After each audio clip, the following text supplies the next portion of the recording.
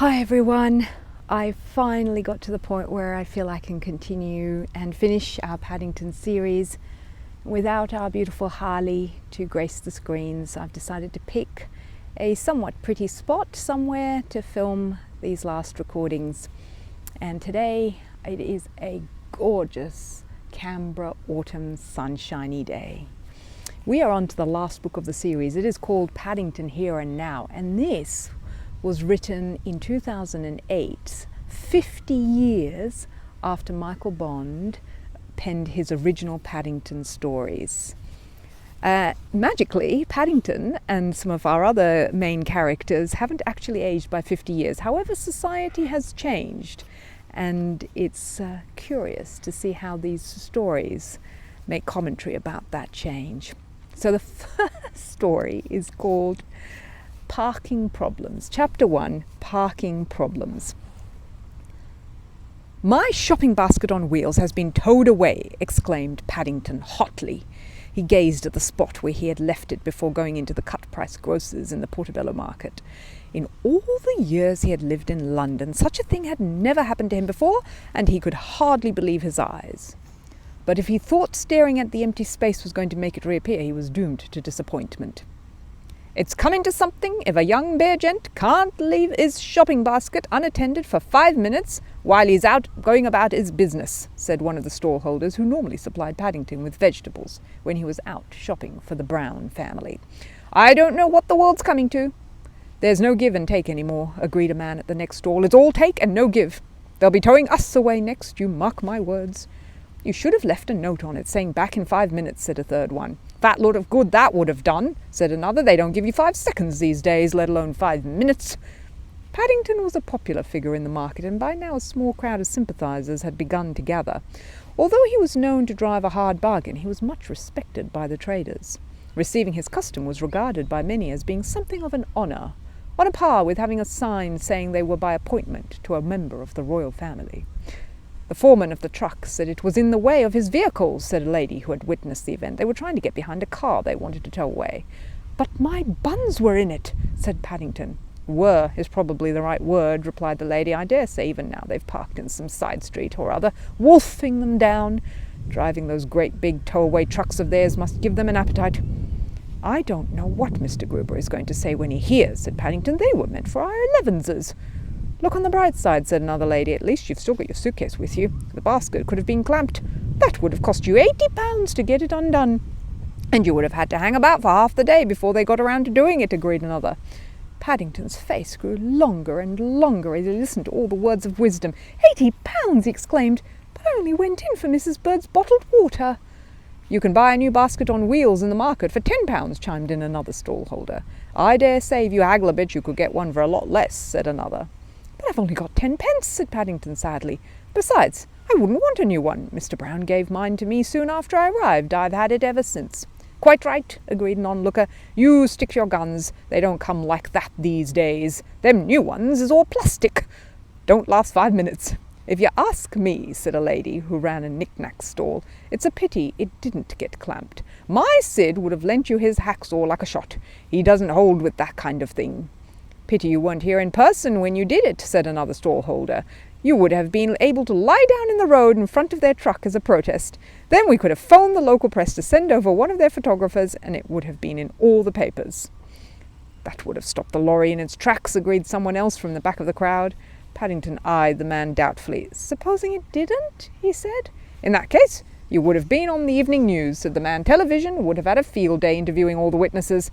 "You would have become what they call a martyr," agreed the first man. "I dare say in years to come they would have erected a statue in your honour. Then nobody would have been able to park."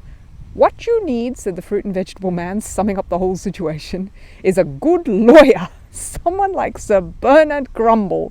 He lives just up the road. That kind of thing is just up his street. He's a great one for sticking up for the underdog." He broke off as he caught Paddington's eye. "Well, I dare say he does under bears as well. He'd have their guts for garters. Never been known to lose a case yet." "What street does he live in?" asked Paddington hopefully. "I shouldn't get ideas above your station," warned another trader, "if you'll pardon the pun.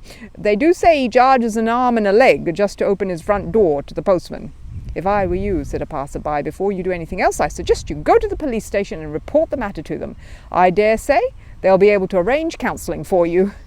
"Whatever you do," advised one of the stallholders, "don't tell them you've been towed away. Be what they call non-committal. Just say your vehicle has gone missing." He gazed at the large pack of bottled water Paddington had bought at the grocer's.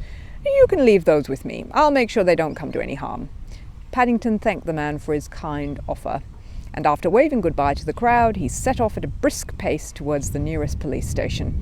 But as he turned a corner and a familiar blue lamp came into view, he began to slow down. Over the years he had met a number of policemen, and he had always found them only too ready to help in times of trouble. There was the occasion when he'd mistaken a television repairman for a burglar, and another time when he had bought some oil shares from a man in the market and they had turned out to be a dud. But he had never actually gone into a police station all by himself before, and not knowing what to expect, he began to wish he had consulted his friend Mr. Gruber before taking the plunge. Mr. Gruber was always ready to help, and he most certainly would have done so had he heard their buns were missing. He might even have closed his shop for the morning. And if he couldn't do that for any reason, there was always Mrs. Bird. Mrs. Bird looked after the Browns, and she didn't stand for any nonsense, especially if she thought Paddington was being hard done by. However, as things turned out, he was pleasantly surprised when he mounted the steps and pushed the door slightly ajar. Apart from a man in uniform behind a counter, the room was completely empty. The young man was much younger than he had expected. In fact, he didn't seem much older than Mr. and Mrs. Brown's son, Jonathan, who was still at school. He looked slightly apprehensive when he caught sight of Paddington, rather as though he didn't quite know what to make of him.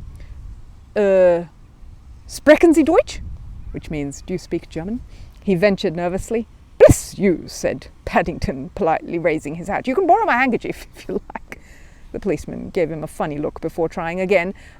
"Parlez-vous français?" which is, "Do you speak French?" "Not today, thank you," said Paddington. "Pardon me for asking," said the officer, "but it's Be Polite to Foreigners Week. Strictly unofficial, of course. It's the sergeant's idea because we get a lot of overseas visitors at this time of the year, especially around the Portobello area, and I thought perhaps—" "I'm not a foreigner," exclaimed Paddington hotly. "I'm from darkest Peru." The policeman looked put out. "Well, if that doesn't make you a foreigner, I don't know what does," he said. "Mind you, it takes all sorts. I must say you speak very good English wherever you're from." "My Aunt Lucy taught me before she went into the Home for Retired Bears in Lima," said Paddington. "Well, she did a good job, I'll say that for her," said the policeman. "What can we do for you?" "I've come to see about my vehicle," said Paddington, choosing his words with care. "It isn't where I left it." "And where was that?" asked the policeman. "Outside the cut-price grocers in the market," said Paddington. "I always leave it there when I'm out shopping." "Oh dear," said the officer, "not another one gone missing. There's a lot of it about at the moment, especially around these parts." He reached for a computer keyboard. "I'd better take down some details." "It had my buns in it," said Paddington. "That's not a lot to go on," said the policeman. "I was wondering what make it is." "It's not really a make," said Paddington vaguely. "Mr. Brown built it for me when I first went to stay with them." "Homemade," said the officer, typing in the words. "Ah, colour? I think it's called wickerwork," said Paddington. "I'll put down yellow for the time being," said the man. "Did you leave the handbrake on? That always slows them down a bit when they want to make a quick getaway." "It doesn't have a handbrake," said Paddington. "It doesn't even have a pull brake. If I need to stop on a hill, I usually put some stones under the wheels, especially if I've been to get the potatoes." "Potatoes?" echoed the policeman. "What have potatoes got to do with it?" "They weigh a lot," explained Paddington, "especially King Edward's. If my vehicle started to roll down a hill, I don't know what I would do. I expect I would close my eyes in case it hit something and all the potatoes fell out." The policeman looked up from his keyboard and stared at Paddington. "I'll pretend I didn't hear that," he said, not unkindly. "That sort of thing wouldn't go down too well if it was read out in court. You might find yourself ending up in prison. Mind you," he continued, "it's probably on its way to the Czech Republic or something like that by now." "The Czech Republic?" exclaimed Paddington hotly. "But it's only just gone 10 o'clock. "You'd be surprised," said the man. "These people don't lose any time. A quick going over with a spray gun, who knows what colour it is by now, a new number plate. On the other hand, we don't let the grass grow under our feet." He picked up a telephone. "I'll put out an all-stations call." "I don't have one of those," said Paddington, looking most relieved. "One of what?" asked the policeman, holding his hand over the mouthpiece. "A number plate," said Paddington. The policeman replaced the receiver. "Hold on a minute," he said. "You'll be telling me next you haven't renewed your road tax." "I haven't," said Paddington. He stared back at the man with growing excitement. It really was uncanny the way he knew all the things he hadn't got. "I'm glad I came here," he said. "I didn't know you had to pay taxes." Ignorance of the law is no excuse, said the policeman sternly. Reaching under the counter, he produced a large card showing a selection of pictures. I take it you're conversant with road signs? Paddington peered at the card. We didn't have anything like that in darkest Peru, he said, but there's one near where I live. The policeman pointed at random to one of the pictures. What does this one show? A man trying to open an umbrella, said Paddington promptly. I expect it means it's about to rain. It's meant to depict a man with a shovel, said the policeman warily. That means there are roadworks ahead. If you ask me, you need to read your highway code again. Unless, of course... You're quite right, broke in Paddington, more than ever pleased he had come to the police station. I've never read it. I think it's high time I saw your driving license, said the policeman. I haven't got one of those either, exclaimed Paddington excitedly. Insurance? What's that? Said Paddington. What's that? Repeated the policeman. What's that? He ran his fingers round the inside of his collar. The room had suddenly become very hot. You'll be telling me next, he said, that you haven't even passed your driving test. You're quite right, said Paddington excitedly. I took it once by mistake, but I didn't pass because I drove into the examiner's car. I was in Mr. Brown's car at the time, and had it in reverse by mistake. I don't think he was very pleased. Examiners are funny that way, said the policeman. Bears like you are a menace to other road users. Oh, I never go on the road, said Paddington. Not unless I have to. I always stick to the path. The policeman gave him a long, hard look. He seemed to have grown older in the short time Paddington had been there. You do realise, he said, that I could throw the book at you. I hope you don't, said Paddington earnestly. I'm not very good at catching things. It isn't easy with paws. The policeman looked nervously over his shoulder before reaching into his back pocket. Talking of paws, he said casually as he came round to the front of the counter, would you mind holding yours out in front of you? Paddington did as he was bidden, and to his surprise there was a click, and he suddenly found his wrists held together by some kind of chain. I hope you have a good lawyer, said the policeman. You're going to need one. You won't have a leg to stand on otherwise.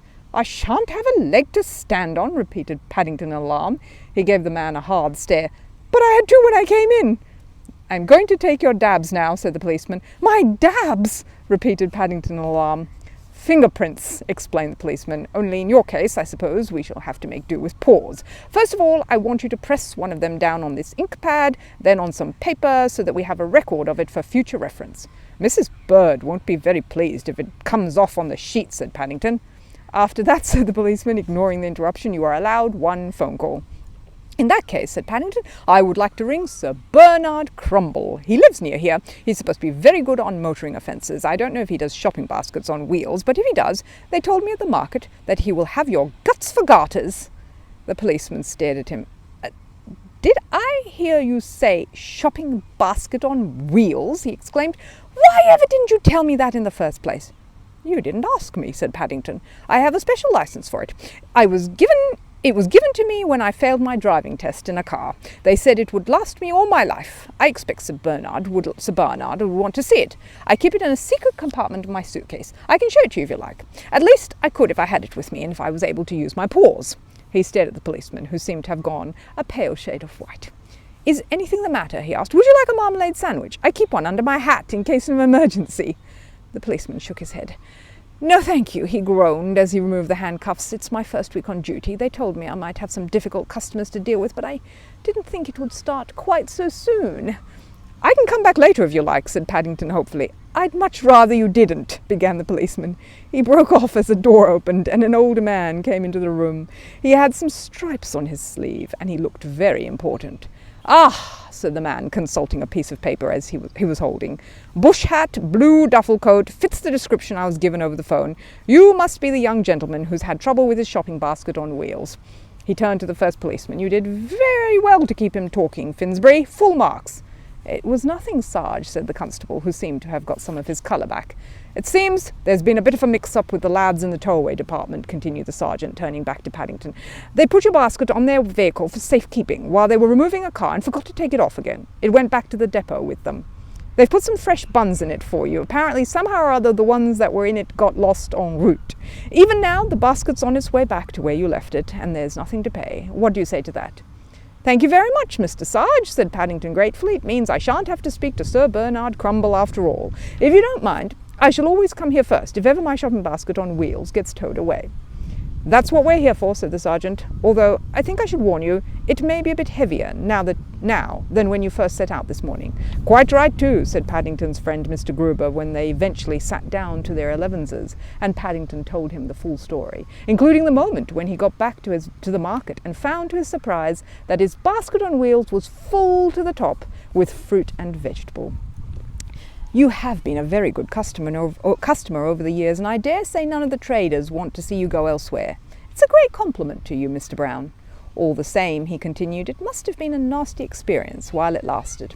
If I were you, I would start your elevenses before the cocoa gets cold. You must be in need of it." Paddington thought that was a very good idea indeed. "Perhaps," he said, looking up at the antique clock on the wall of the shop, "just this once, Mr. Gruber, we ought to call it 12ses."